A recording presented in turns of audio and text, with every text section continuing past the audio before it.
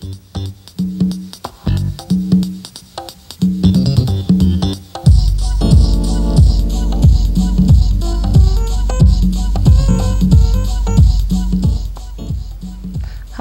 welcome to Express Yourself. I'm Tammy Lassane, your co-hostess for this evening. Before we begin, I'd like to tell you a little bit about the show. Express Yourself is a talk show. Our focus is on our youth. The goal is to promote positivity and self-esteem through our guests. Our guests are role models from all walks of life. Today our guest is a jazz pianist and composer, Mr. Hedar. So without any further ado, I give you the host of Express Yourself, Mr. Vernon Richardson. Hello and welcome to another edition of Express Yourself. I'm concerned about the drug problems and the crime in our public schools today. We as role models need to set aside our differences. We must unite in the fight to save our future youth. So, without any further delay, I'm proud to present to you a fine, progressive gentleman, the one and only, formerly Eddie Hedar Obatala Dikatu. Hello and welcome to Express Yourself. Hey, Vernon. How you doing? So I understand that you're from the big city, New York, Harlem. Could you tell us a little bit about that experience back then? Well, I was born in Harlem Hospital and I was raised on Sugar Hill. And in those days, Harlem was beautiful. I went to junior high school with Frankie Lyman and the Teenagers, Leslie Uggams, Jimmy Castor, and quite a few other people. It was a nice experience coming up at that time. Oh, so I see that you had came up during the Harlem Renaissance. Yes, I caught the last few years of the Harlem Renaissance when Harlem was at its peak, so to speak. Oh, yeah. The few days of the Savoy, we used to go to the Savoy Ballroom and listen to the big bands, Buddy Johnson, Ella Johnson, Arthur Prysock's brother, Red Prysock, and many other noted... the Cotton Club? Yeah. Well, the Cotton Club was just about finished when I was able to go to the clubs and things. Okay. But my mother and father went through those days with the Cotton Club and whatnot. I can tell that probably was a tremendous experience for you back then. Oh yes, some good memories. Good memories. Good memories. Well, let's come up to the present a little bit. Now you're in town.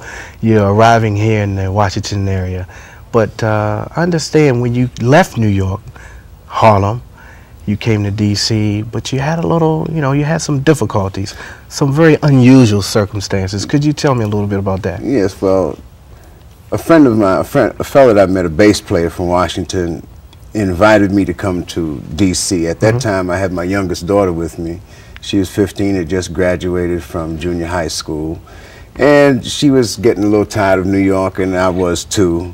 And so I came here. My friend told me to come down because he knew I wrote a lot of music. He was with a band, and they were called Natural Order, and they had just done their first album, and they were looking for more original material. So he told me to come down. And he had a place for us to stay. We could stay with his mother, and I expressed to him that the main thing I was concerned with was a room for my daughter, who was, 15 at the time, and she needed her own room and privacy. He said, well, his mother had a house and we could stay there. Well, it didn't turn out that way, because when we got here, he was put out the house. Oh my goodness. So we ended up, we stayed at the studio where he and his band had rehearsed to do their album, and my daughter and I, we slept there in that studio for 3 months.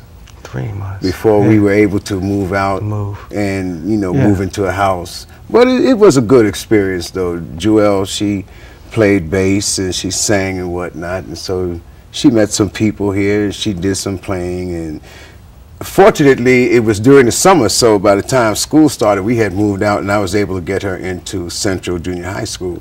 I see. And things worked out pretty well.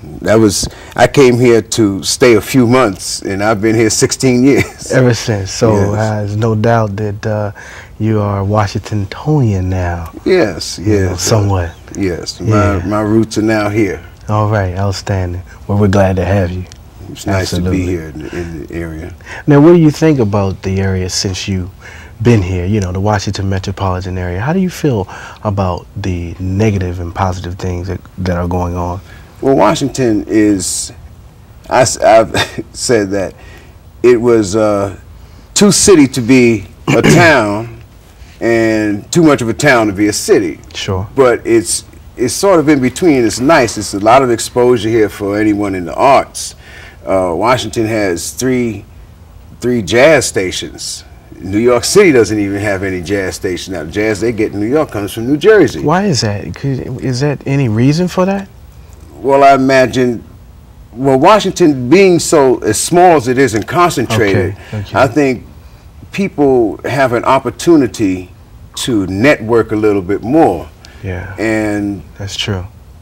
being the seat of the nation's, the capital of the nation here, you know, there's a lot of opportunities. In New York, I remember when I was coming up there, you know, you live in a town, there's a lot of things that you just don't take advantage of. I had been to the Empire State Building once, and I would meet people coming to New York from all over, and they would talk about going to the Empire State Building. To me, it was no big thing, because I see it all the time. So I think people growing up in a city sometimes, they don't take advantage of things that they know, well, things that are there because they don't know about them unless you really go out and investigate it. But when I came here, I came here when WPFW first went on the air. Oh yeah, and Tom Porter and the crew. No, it was long before that. Long before Tom Porter. They had a fellow named Sagitty. They went on the air for a few months, the summer of '76, and then they went off the air for a while for whatever reasons, and they came back on. Sure. But I found out that it's just small and close, and you have a lot of progressive thinking people here, and there's a lot of opportunities with grants. Washington had the first professional recording studio, if I'm not mistaken, was Arrest Records at 1420 K Street, and I believe, well, Larry Bryant, I believe he helped get Channel 32 started, if I'm not mistaken. But Larry Bryant started that, and he was trying to give exposure to a lot of artists. Sure. And you can get on the radio here. I've been on WPFW, WDCU, and did a lot of other things, you know, for exposure as a jazz artist. And what we call area. A lot of musicians don't like to be called local musicians. You know, well, local area. You're in the town. And you work the metropolitan area, which is D.C., Virginia, and Maryland. And I've been pretty successful at doing that. Well, what were some of the clubs that you performed in the past? Oh, let's see. Just to name a few, because I know you have a whole list of them. I performed at Excalibur when it was Excalibur, and then it became Hazel's, Ugertha's, Blues Alley. Oh, so many. I can't really think of them all right now. But I played in most of the clubs and hotels in town. Yeah, I you know, when I came over and visited you, I was you know, impressed with a lot of the people that you've played with in the past and been with in the past, and that alone is an outstanding achievement, I'm quite sure, for you. But what do you like about your community today? I mean, you know, you live in Hyattsville now in Prince George's County. Is there any changes that you would like to see in your community? Of course, like everybody else in the community, I would like to see the crime and all the other things that the youth are doing. However, I believe that in a lot of instances, they kind of pampered. You know, when I was coming up in my neighborhood, the neighbors, if they saw you doing something wrong, they would tell you, and you had to respect what they said. Absolutely. And if you didn't, you know, my mother got home, well, that was the frying pan upside my head, you know, and 2 times because of what I did and because the neighbors had to say something to me. Sure. And it might be a 3rd time if she say, well, they had to tell me too, not only just speaking to me and what I did. So, you know, it was like that with everybody. And I think today a lot of the youngsters, not all of them, but some, are just a little too spoiled, a little too pampered. They just get away with a lot of things. We need to, as a community, the parents, the older folks need to get to know each other where they live. And that way we could have some kind of communication in some kind of way where the children can't get away with so many things. But I think with the generation coming up, the younger ones going like from 7, 8, just beginning to start school, we need to start there, I believe, with them, and have that communication amongst the people in the community with that group of children coming up, because their role models, of course, like a lot of children, they look at their older brothers and sisters, and they a lot of times will emulate them. That's true. So those are things we need to clamp down on some. I understand you quite well, because you know, we need to discipline our kids more often and a lot more, and we don't see that now. We see very little of that, and I can understand where you're coming from, Eddie. But at the same time, I understand that you're known as the rapping granddad in your community, and I find that very attractive from you, you know, being a rapper. But I understand that you have been working on a project that has somewhat of a jazz mixture with an undertone to it. Yes. And we're going to get together later in the show, and we're going to express that with our Express Yourself viewers. But for right now, we're going to be taking some time, and we're going to go to a commercial break, okay? So I would like for you to hold your thoughts, and to my Express Yourself viewers, we will return after this message.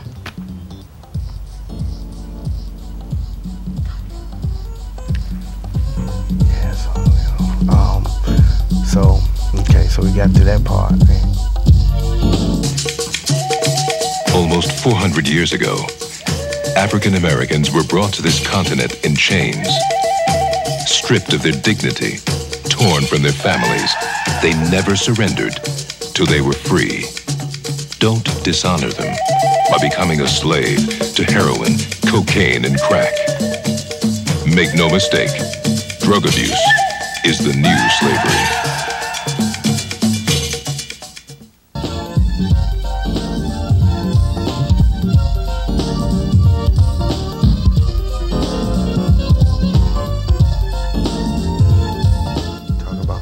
Hello and welcome back to Express Yourself. My guest, the one and only, Mr. Eddie Hedar. Well, Eddie, first of all, we've talked about a great deal of things, but you know, something's going on in your community, and they're calling you the rapping granddad. Tell me a little bit about that title. Well, I've gotten into rap. One of my sons well, they both. I have two sons that play. One plays guitar, the other plays bass. And I've been down on rap. You know, I'm telling them you don't need to just play the jazz. But I have to take into consideration their ages. Sure. You know, they're in their late 20s, early 30s. And that's what they're into now at this time. And I just wanted to do something. I said, well, now, got a lot of these youngsters out here giving up messages. Sure. You know, messages are fine. And I said, there's a lot of things that I want to say, and I figured, well, the best way to do this is to maybe let me try a rap tune. Uh-oh, look at And when I called my son and I told him that I was going to do a rap tune, he couldn't believe it. He said, no. I can imagine. You know. So I said, well, I'm going to do something different. First I was saying, well, I'll be the scatting granddad. But then I figured the youngsters don't know anything about scatting. So I said, well, no, rap. Let me say the rapping granddad. Well, I am a granddad. You know, my oldest grandson will be 15 this year, and I have 5 others and 1 coming soon, a few more months. All right. You know, so I figured there's some things that I could say maybe for some your youngsters of course, would be able to understand it, and some adults too. Sure. So this is, and plus, I feel that somebody in my age bracket, 50s, going into the 60s, can do some rap too. It's been around for a long time. It's been around before I was a youngster, and I came up with, you know, the way entertainers, vocalists, blues singers, and jazz vocalists, the way they talk, and the scatting and the rapping, you know. So I said, let me try something for a novelty. There you go. So I put some changes together and got my thoughts together, because I do write. I compose tunes. I write lyrics and things. And I remember the days when I was a youngster, and we used to stand on the corner. We had a little game, a little thing that we did. I don't remember what it was called, but we stand in a circle. 10, 12 of us. And we called it sounding at that time. You stand there and you clap your hands. You know, I was walking down the street, blah, blah, blah, blah, blah. You know, you get a rhythm going and the thing, and you sound, and you talking about each other, playing the dozens is what it was. Right. So I just put it in a positive framework, and just went back into my memory and just told of things that happened to me and messages.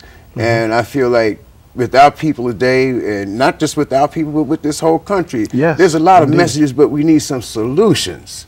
And now entertainers, especially these young entertainers, the rappers and the non-rappers, the one that's performing that you see on video, I mean, it seems like a lot of things should be coming back into the community, especially if you're in the position to do those things, because they just didn't think of that overnight. Absolutely. They didn't think of rapping. They didn't think about going to no studios overnight.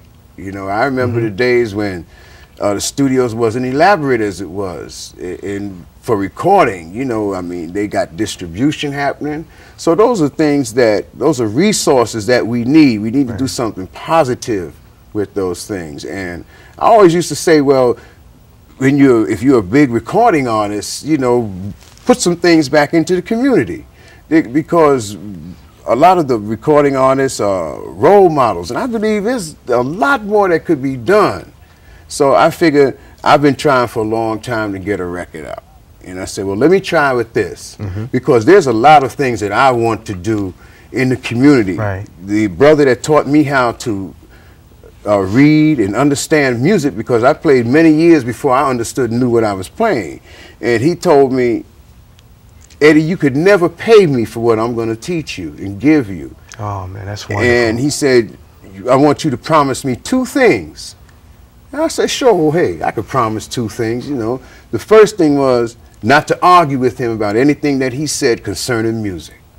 I said, fine. The second thing was to pass it on.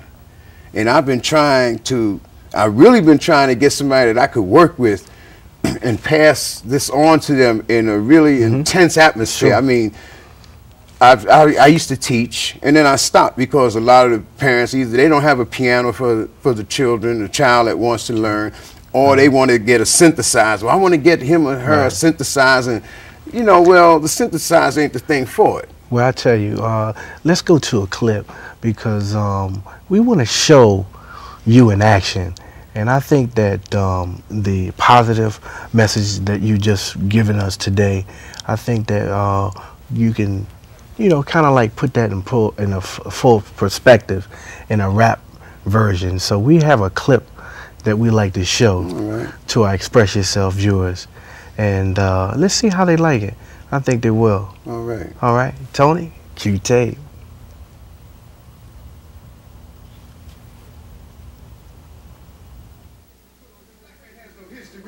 Just for nothing, it's the good old USA who makes those weapons of destruction.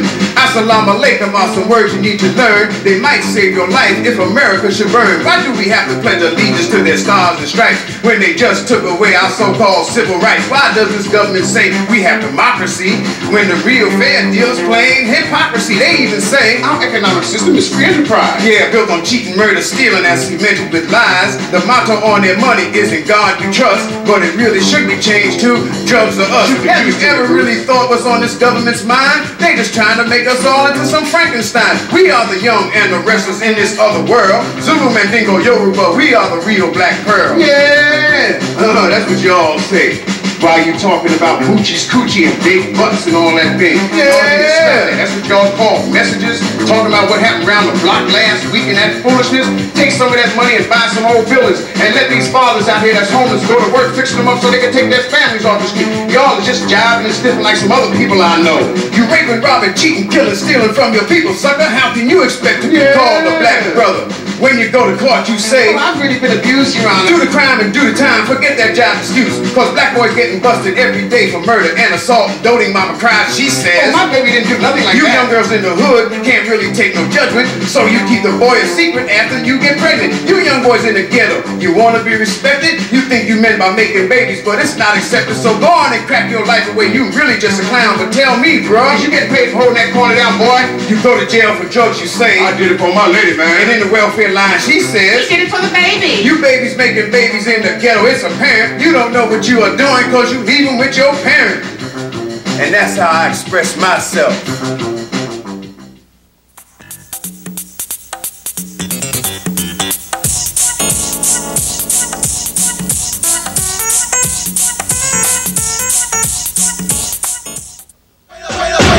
Life is more important than material things. You don't need all the gold and the diamond rings. Yeah, you make a lot of money and you make it fast. You get busted, you go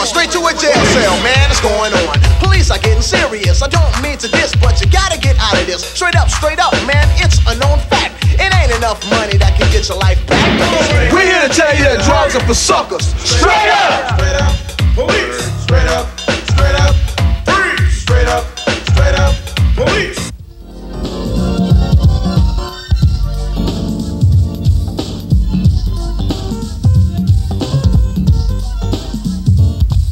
Welcome back once again. My guest, Mr. Eddie Hedar Obatala Dikatu.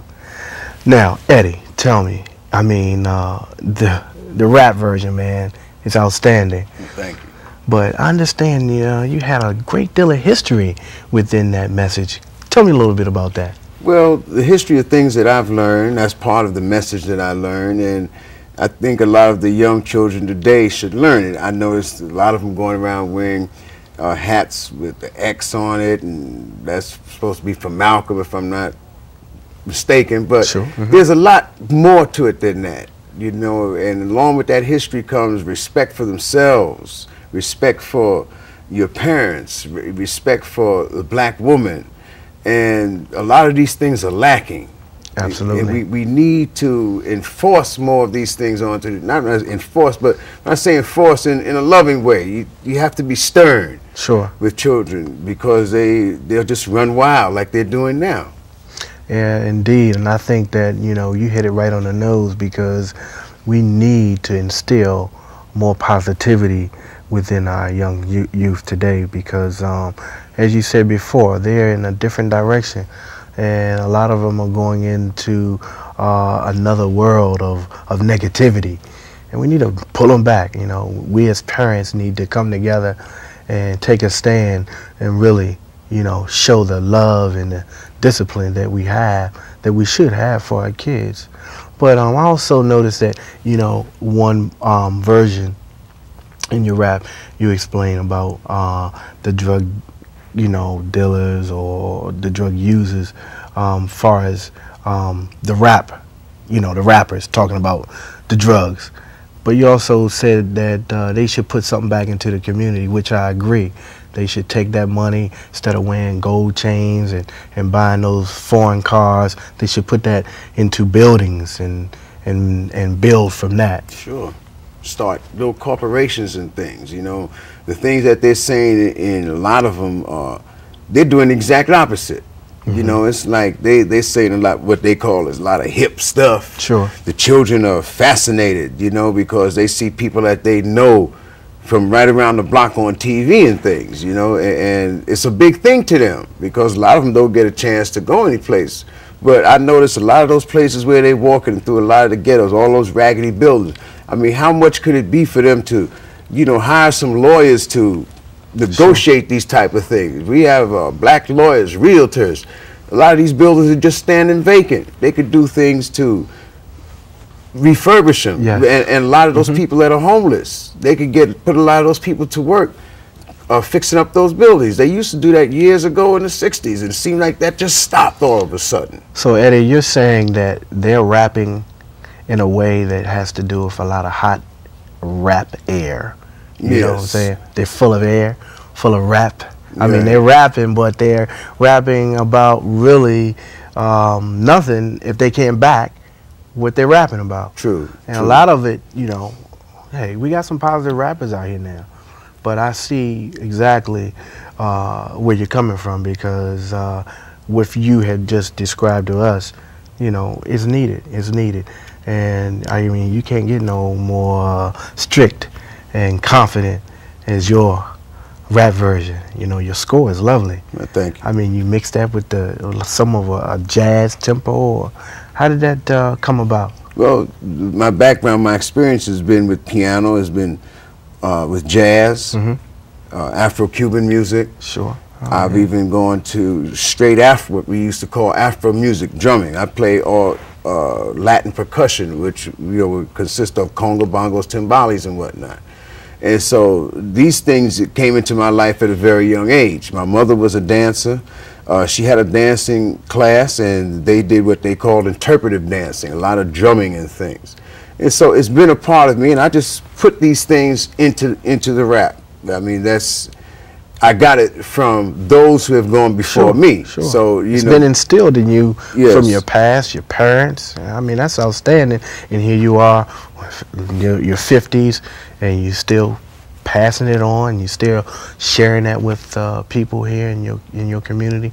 And I think that's outstanding.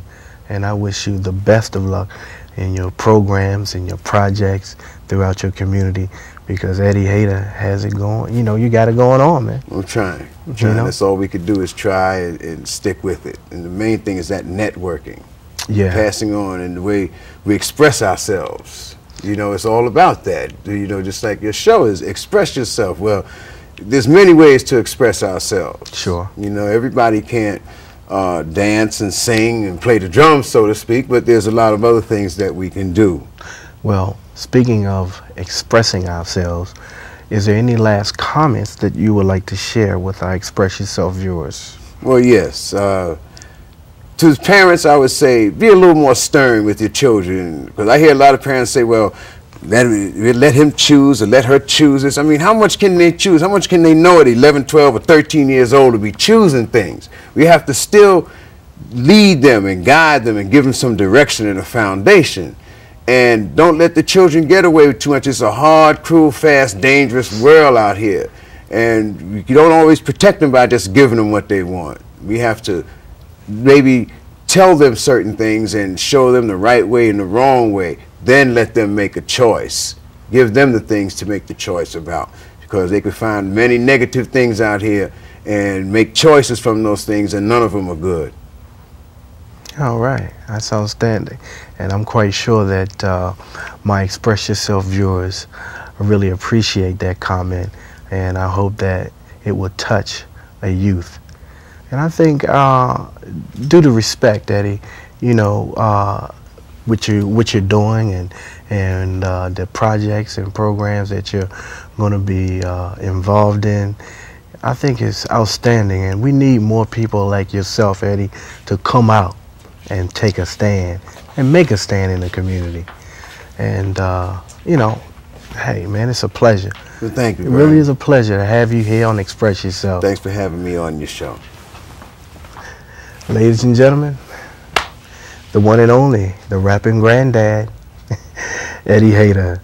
And now, remember this: providing our youth with a positive vision to overcome the challenges can make a world of difference. Thanks for viewing the show. I hope you enjoyed it. I did. Remember, if you have any questions or comments, feel free to call the Express Yourself comment line. That's 202-861-0207, extension TALK. That's 8255. Or if you want to write, you can send your letters to Express Yourself, P.O. Box 2337, Landover, Maryland. The zip is 20784.